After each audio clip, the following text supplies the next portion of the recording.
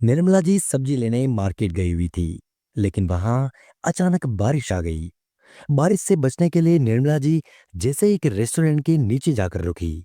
एक कार से उतरकर दो लड़के अपने हाथों में शराब की बोतलें लेकर रेस्टोरेंट के अंदर जा रहे थे। लेकिन जैसे ही निर्मला जी ने उन दोनों का चेहरा देखा, उसके बाद वो हुआ जिसकी कल्पना निर्मला जी ने नहीं की थी। तो आखिर कौन थे वो दोनों लड़के और आगे क्या हुआ इस रोमांचक और दिल छू लेने वाली कहानी में, जानने से पहले वीडियो को लाइक और चैनल को सब्सक्राइब कर लीजिएगा। और इस कहानी के बारे में आपके क्या विचार है, हमें कमेंट बॉक्स में जरूर बताएं। ये कहानी है महाराष्ट्र के संभाजी नगर की, जहाँ राजेश और राधा अपनी बेटी अंजलि के साथ रहते थे। वही राजेश जी के बड़े भाई जगन जी और उनकी पत्नी निर्मला, उनके दोनों बेटे भी उन्हीं के साथ रहते थे। वैसे था तो संयुक्त परिवार ही, पर खाना पीना बिल्कुल अलग अलग था। राजेश की पत्नी राधा दूसरी बार प्रेग्नेंट थी और आज ही उसकी डिलीवरी होने वाली थी, इसलिए सुबह सुबह उसे हॉस्पिटल लेकर गए थे। उसी दिन शाम को राजेश हॉस्पिटल से घर आ गए और अपनी भाभी निर्मला से कहा, लीजिए भाभी, मुंह मीठा कीजिए। निर्मला जी मिठाई मुंह में रखकर बोली, देवर जी, किस चीज की मिठाई बांटी जा रही है? लगता है अब की बार तो बेटा हुआ है देवरानी जी को। नहीं भाभी, बेटा नहीं, इस बार भी लक्ष्मी ही आई है और उसके आने की खुशी में मैं मिठाई बांट रहा हूं। राजेश जी ने खुश होकर ये सब बातें अपनी भाभी से कही। बेटी का नाम सुनकर निर्मला जी का मानो मुंह कड़वा हो गया हो, मानो उन्होंने मिठाई ना खाकर कुछ कड़वी बुरी चीज खा ली हो।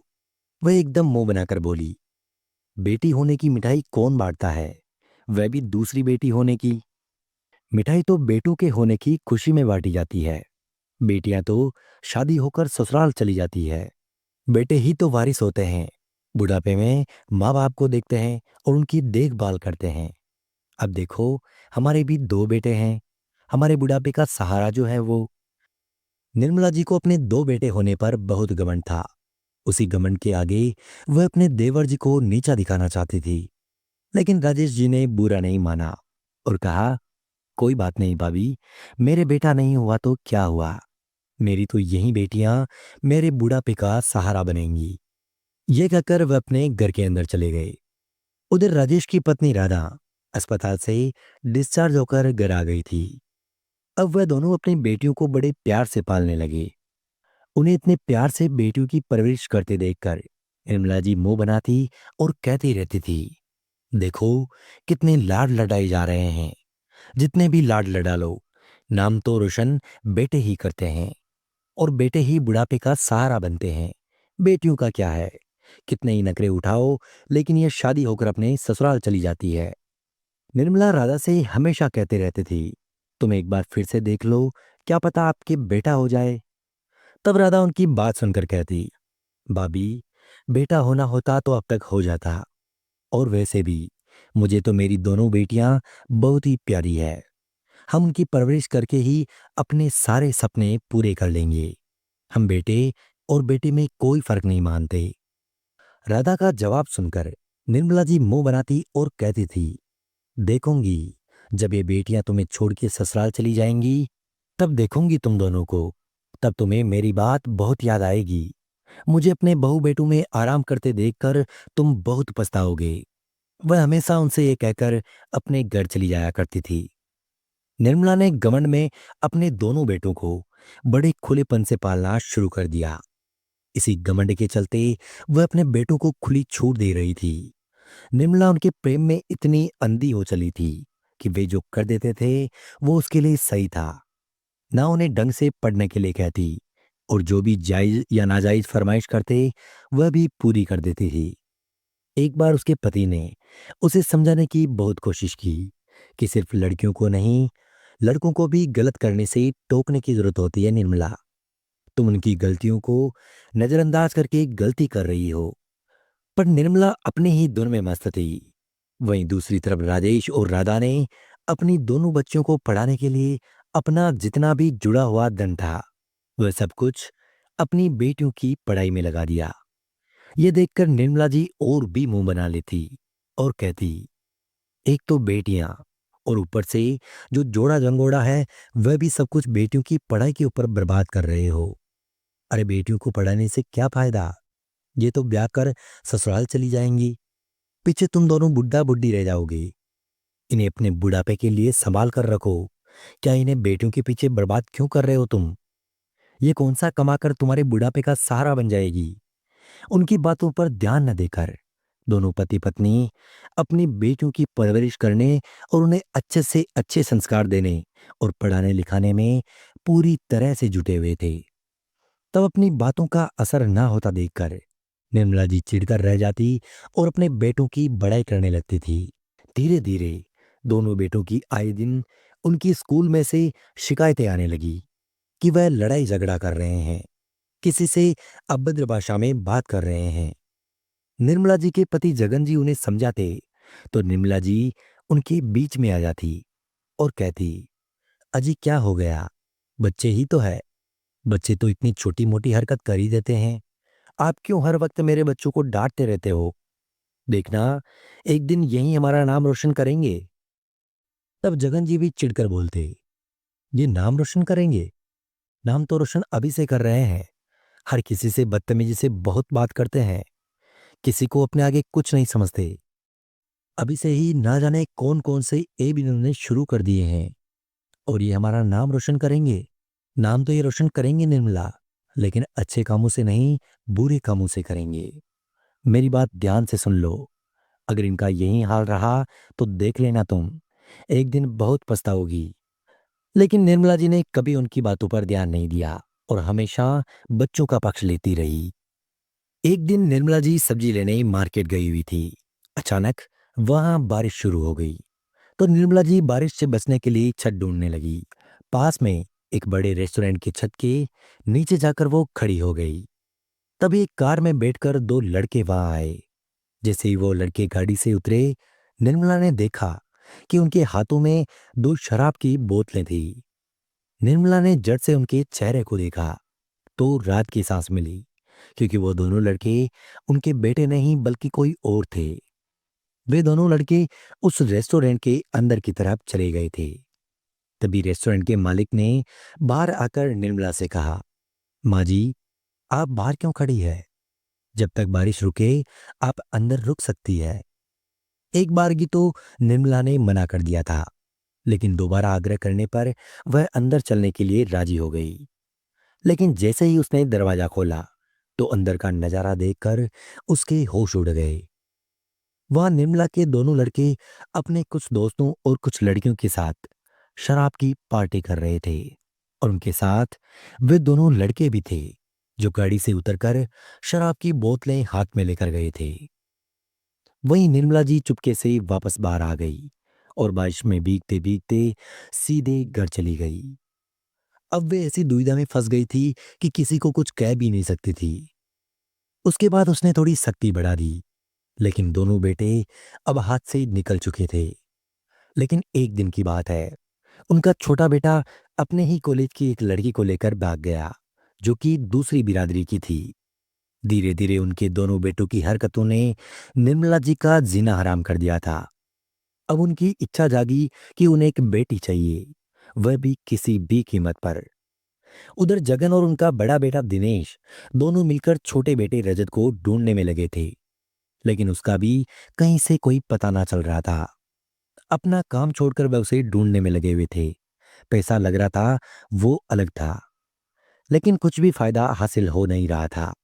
थक हार कर वो बैठ चुके थे और लड़की वालों से कहा कि हमने तो अपनी पूरी कोशिश कर ली है, अब आप कोशिश करके देख लीजिए, वो हमें तो नहीं मिल रहे हैं। इस तरह से पुलिस स्टेशन में बहुत सारी रिश्वत देकर मामला रफा दफा कराया गया। जो भी उनकी जोड़ जमा थी वह सब खत्म हो गई थी। अब निर्मला जी के पास ज्यादा कुछ बचा नहीं था। अब बड़े बेटे का रिश्ता होना भी बहुत भारी हो गया था। एक तो उनके अंदर शराब का ऐब था, और ऊपर से घर में ये ऐब भी लग गया था कि उनका बेटा किसी बेटी को लेकर भाग गया है। लेकिन अब निर्मला जी कर भी क्या सकती थी? जब बड़े बेटे दिनेश का कहीं से रिश्ता नहीं हुआ, तब उसने अपने ही साथ काम करने वाली किसी दूसरी बिरादरी की लड़की से कोर्ट मैरिज कर लिया। अब तो निर्मला जी के सारे सपनों, सारे अरमानों पर बिल्कुल पानी फिर गया था। छोटा बेटा तो बिल्कुल ही आंखों से दूर चला गया था। बड़े बेटे ने भी जो उसकी तमन्ना थी अपने बेटों की शादी देखने की, वह भी खत्म कर दी थी। इसी वजह से निर्मला जी बहू को अपना नहीं पा रही थी। एक तो वह दूसरी बिरादरी की थी और ऊपर से दोनों ने कोर्ट मैरिज कर रखी थी, तो वह उसे अपना नहीं पा रही थी। उसने बहू को जली कटी बातें सुनाना शुरू कर दिया। आखिरकार दिनेश की बीवी तंग आकर उससे कहने लगी, मैं तुम्हारी माँ के साथ नहीं रह सकती। तुम्हारी माँ तो हर वक्त जली कटी सुनाती रहती है, और ऊपर से कोई मोहल्ले वाली या कोई भी आती है तो वह इस बात को कहती है कि इनका बेटा तो किसी की लड़की को लेकर भाग गया। बस बहुत हुआ दिनेश, मैं अब इतने बदनाम घर में नहीं रहना चाहती। मुझे अगर तुम्हें रखना है तो अलग घर लेकर रखना होगा, नहीं तो मैं तुम्हें छोड़कर जा रही हूँ। दिनेश करता भी क्या, एक तो बड़ी मुश्किल से उसकी शादी हुई थी और ऊपर से वह भी छोड़कर जाने को कह रही थी। दिनेश अलग किराए के घर में ही रहने चला गया। अब जगन जी और निर्मला जी बिल्कुल अकेले रह गए थे। उनकी दुख बीमारी देखने वाला भी कोई नहीं था। उधर दूसरी तरफ राजेश और राधा की दोनों बेटियां पढ़ रही थी, और वे पढ़ लिख कर एक तो डॉक्टर बन गई और दूसरी बेटी इंजीनियर बन गई थी। दोनों बेटियों ने मिलकर घर को अच्छा और पहले से ज्यादा अच्छा बना दिया था। उन्होंने अच्छे घर देखकर उन दोनों बेटियों की शादी भी कर दी थी। अब दोनों बेटियां इतनी पढ़ी लिखी और इतना कमाने वाली थी, तो दोनों के लड़के वालों ने दहेज लेने से भी बिल्कुल मना कर दिया था। दोनों बेटियां अपने घर में खुश रह रही थी और बारी बारी आकर अपने माँ बाप की देखभाल भी करके चली जाया करती थी। एक दिन राधा से उसकी पुरानी पड़ोसन मिलने आई और उसने निर्मला जी के सारे हालचाल बताए और बताया कि राधा तुम तो दूर रहने लगी हो, लेकिन निर्मला जी की हालत बहुत खराब है। कोई उन्हें पानी पिलाने वाला भी नहीं है। बेचारे जगन भाई बुढ़ापे में इधर उधर छोटा मोटा काम ढूंढते फिरते हैं, क्योंकि प्राइवेट नौकरी करते थे तो पेंशन का तो कोई जुगाड़ भी न था, और अब उन्हें इस उम्र में नौकरी देगा भी कौन। उनके हालात बहुत बुरे हो गए हैं। सारा सब कुछ बेटों के ऊपर जो लुटा दिया उन्होंने। अब बस रहने के लिए सिर्फ एक घर ही बचा है, जिसे उन्होंने आधा किराए पर दे दिया है। वे उसी से अपना घर चला रहे हैं। जब राजेश और राधा ने अपने भैया भाभी की यह हालत सुनी तो उन दोनों से रहा नहीं गया और वे उन दोनों से मिलने चले गए। उन दोनों की हालत देखकर उनको बहुत दुख हुआ। तब राजा और राजेश को देखकर निर्मला जी की आंखें झुक गई, क्योंकि राधा ने बड़ी ही अच्छी और कीमती साड़ी पहनी हुई थी और वह अपनी गाड़ी से ही उनके घर पर आए थे। आज जिन बेटों के घमंड में वह निर्मला जी राजेश और राधा को बेटियां होने का ताना देती थी और उन्हें चिढ़ाती थी, उन्हें जली कटी सुनाती थी, आज उन्हीं बेटियों ने उन्हें किस बुलंदी पर पहुंचा दिया था। निर्मला जी अपने जिन बेटों पर नाच करती थी, उन्होंने उन्हें ऐसे बेइज्जती के दलदल में पहुंचा दिया था। उन्हें अपनी बातें रह रहकर याद आ रही थी। उनकी नजर राधा से मिल ही नहीं पा रही थी। निर्मला जी ने उन्हें कितने ताने दिए थे, लेकिन फिर भी राधा ने उनके हालचाल पूछे। अपने साथ वह जो खाना लेकर आई थी वह उन्हें खिलाकर उनसे पूछ लिया कि उन्हें किसी चीज की जरूरत तो नहीं है, और किसी चीज की जरूरत हो तो भाभी आप बेझिझक बता सकती है। तब निर्मला जी बोली, राधा, मुझे शर्मिंदा और मत करो। मैंने तुम्हें और तुम्हारी बेटियों के बारे में क्या कुछ नहीं कहा, और मैं जिन बेटों के ऊपर घमंड करती थी आज वहीं उन बेटों ने देखो मुझे कहां से कहां तक पहुंचा दिया है। हो सके तो मुझे माफ कर देना। मैं जो अपने बेटों पर घमंड करती थी कि वह हमारे बुढ़ापे का सहारा बनेंगे, सहारा तो छोड़ो, उन्होंने तो हमें कहीं का भी नहीं छोड़ा। और जिन बेटियों को हम कहा करते थे कि ये तो ब्याह कर अपने ससुराल चली जाएंगी, आज वही बेटियां देखो तुम्हारा सहारा बनके खड़ी है। तुमने सही कहा था कि बेटियां भी किसी का सहारा हो सकती है। आज ये बात मेरी बिल्कुल समझ में आ गई। कैसी बात कर रही हो भाभी, आप हमारी बड़ी है। आप हमसे माफी मांगकर हमें पाप का भागीदार मत बनाइए। बड़े तो आशीर्वाद देते हुए अच्छे लगते हैं, माफी मांगते हुए बिल्कुल नहीं। और पिछली बातें जो भी हुई है उन सबको भूल जाइए, और अब से आपको किसी भी चीज की जरूरत हो तो हमें बेझिझक बताइएगा। इसलिए साथियों, किसी ने सच ही कहा है हमारा घर हमारे संस्कारों से बनता है। अगर ये कहानी आपको पसंद आई है तो चैनल को सब्सक्राइब और वीडियो को लाइक और शेयर करना बिल्कुल ना भूलिएगा। मिलते हैं अगली कहानी में, तब तक के लिए धन्यवाद।